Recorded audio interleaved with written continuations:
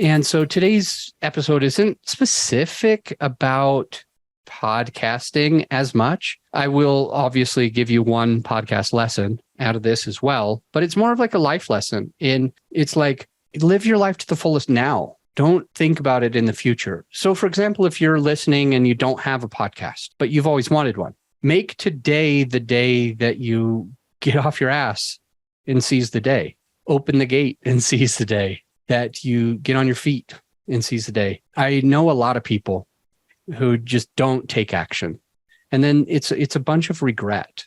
It's a bunch of, you're on your deathbed, for example, and you think about like all the things that you never tried. You wish you coulda, woulda, shoulda. And there's been some quotes that have floated around me just the last few weeks.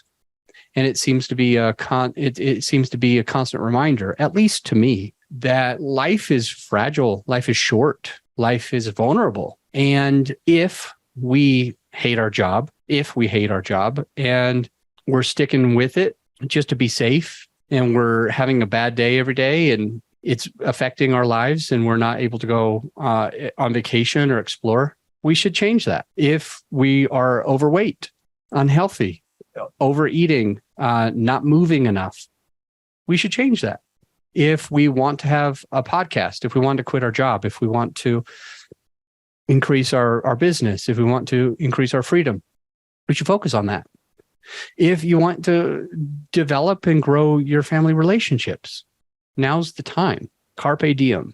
So the two-ish takeaways so far are: seize the day. Life is short. Enjoy it now. Grab hold of those things that you want and be prepared. Get ready. Get your affairs in order.